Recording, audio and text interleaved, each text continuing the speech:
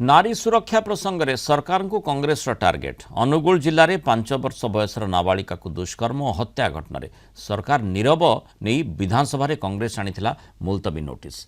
Beti Bachao Beti Padhao slogan एबे कुआडे गला बोली प्रश्न करिछि कांग्रेस। डबल इंजिन सरकार रे 8 मासरे 18,000 महिला निर्यातना केस होईछि।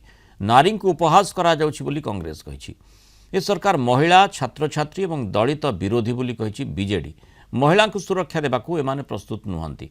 मुख्यमंत्री प्रति थाना को बीजेपी कर्मी दाउरू रक्षा करंतु बोली कहिछि बीजेडी। अनेपटे मुलतवी आलोचना रे मुख्यमंत्री तरफ उत्तर रखिथिले आईन मंत्री। आम सरकार रे आईन ठारू केही ऊर्ध्वरे नाहांती। विरोधी जो अभियोग आनिछंती ताहा तथ्य उपरे पर्यवसित नुहे बोली आईन मंत्री पृथ्वीराज हरिचंदन कहिछंती। सरकार आलोचना जना पड़ा सरकार कौन से आंतरिकता नहीं। सरकार प्रमाण कर से होचंती महिला विरोधी, शिशु विरोधी, छात्र छात्री विरोधी एवं दलित विरोधी। 8 मास भितर आपण हिसाब करंतु 3059 केस होती। महिला माने सुरक्षित माने करूना। छात्र छात्री माने जो माने आवासिक विद्यालय रोचंती छात्री माने सेमानकर बापा माँ माने मध्य भयभीत होचंती।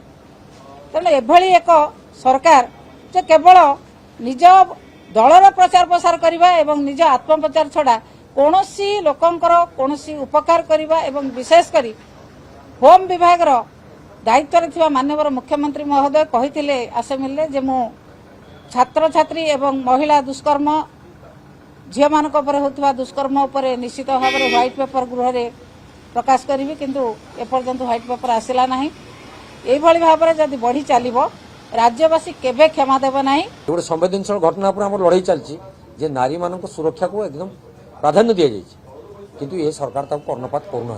कौटना कौटी त्रुटि रही जो सी सहयोग करने इच्छा प्रकाश करना आलोचना को आने इच्छा भी केवे करना। तेणु से बाबद जो आज एडजोन आम कांग्रेस दाबी उठेला से सरकार विभिन्न आड़ कर खसी जावाई चेष्टा करुले। जदि नारी मान कथा संवेदनशील घटना नुहे एटा जदि भित्तिहीन तथ्य दिन दीपर नाबालिका माने अत्याचार शिकार होती छात्री माने आवासिक विद्यालय पिला प्रसव कर सरकार कौन गुरु दायित्व रही समय कहब एवं जनसाधारण तार विचार कर। नाबालिका संपर्कित जो घटना घटीला से संपर्क रे भी तुरंत जो आसामी से गिरफ होती एवं ताकू कोर्ट फॉरवर्ड कराई।